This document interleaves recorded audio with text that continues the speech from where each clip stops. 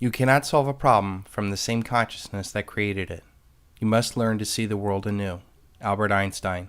Think about all that is wrong with the world today.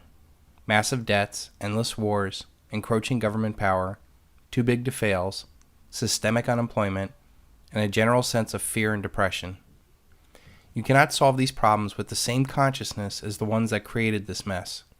You cannot cure a debt problem with more debt, restructured debt, or bailouts. You cannot solve war with more war, cyber war, proxy wars, or covert wars. You cannot control the power of the government with new politicians, laws, or lobbying. You cannot solve unemployment with more funding for education, more regulations, or strikes. In order to solve these and all other problems that plague our society, you need to create another consciousness. The men that own and control our world know that so long as humanity either actively or passively has the same consciousness as them, their power is secured. They know that as long as humanity remains short-sighted, narcissistic, meddling little people searching for instant gratification, those at the top have nothing to worry about. It is only when we become caring, logical, and independent people with the opposite consciousness that we can effect real change upon this world. Think of when you were a teenager trying to establish your independence. You might have huffed and puffed around the house to get what you wanted, and depending on what kind of parent you had, that might have worked. When you think about it, you didn't really want a car or to stay out late as much as you wanted your independence from your parents' paradigm, to do what you wanted to do, to make your own mistakes, to be free from others controlling you. This is what we want in all of humanity. To live our lives, to love who we want to love, to do what we want to do without others interfering in our lives.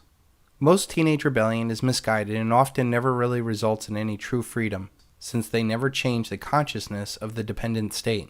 And parents never solve the problem by not changing the consciousness from the controlling state. Even the most well-intentioned parent really has no clue of what will make their child happy. So why bother trying to control them? As long as they're not in mortal danger, parents should just let go.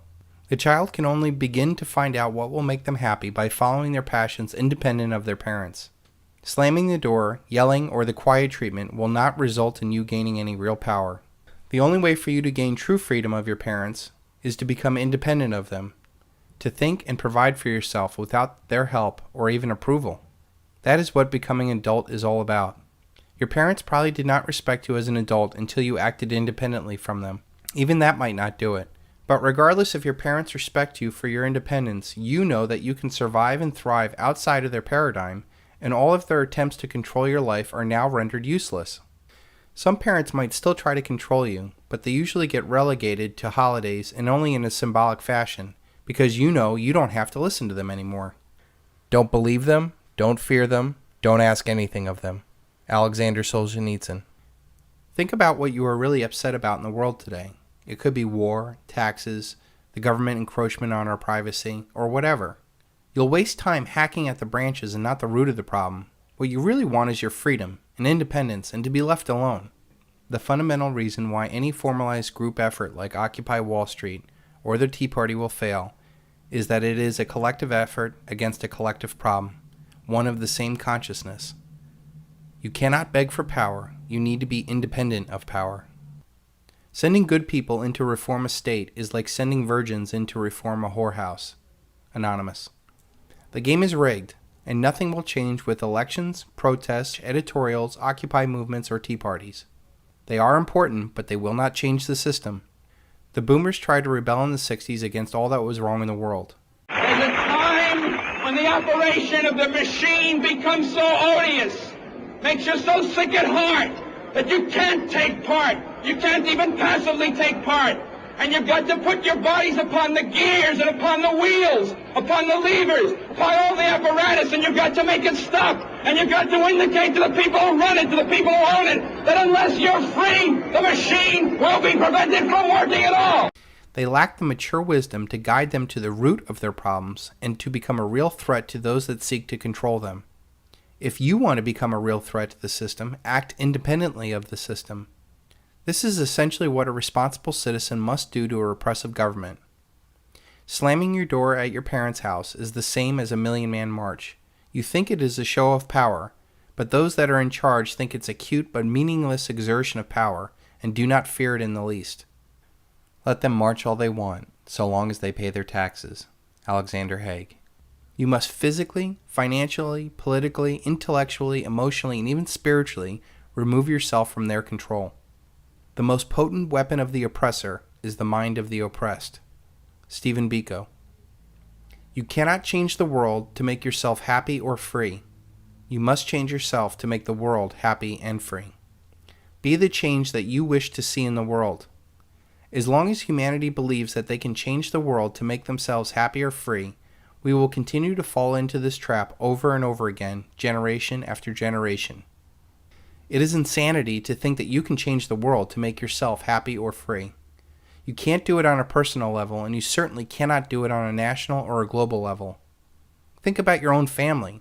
You share the same race, religion, education, and so on, yet there's constant disagreement. I can't even control my 3-year-old son. So what makes us think that we can somehow change the world with 7 billion people with different outlooks and motives on life? No matter what you try to do to affect change in the world, you inevitably run across others who do not share your same vision. And because they come from different experiences, education, and awareness as you are, they will naturally become an opposite force. They will naturally push against any effort you have, and this ultimately devolves into a middle-of-the-road solution that leaves no real change, a lot of wasted time, energy, and money. This also gives power to the parasitical middlemen that manipulate both sides to their advantage. True independence can only come from within. We knew this on some level when we were teenagers, but we fell for what the world and our masters offered as freedom. College degrees, big houses, fast cars, consumer products, shallow relationships, or gurus.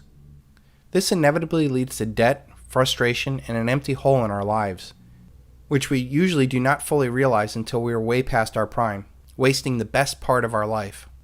The only thing in the world that you really can control is you. So stop trying to change others. Be the change that you want to be in the world.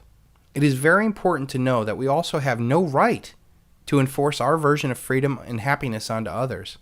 No matter how much you feel you are right, people must come to their own decisions on their own terms and timetable.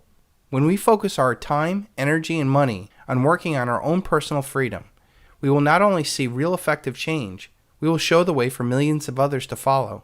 When you are truly free, you'll be strong, happy, and independently powerful.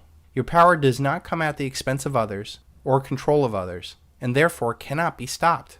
True generational wealth is when you can learn how to become totally free and pass that freedom on to others.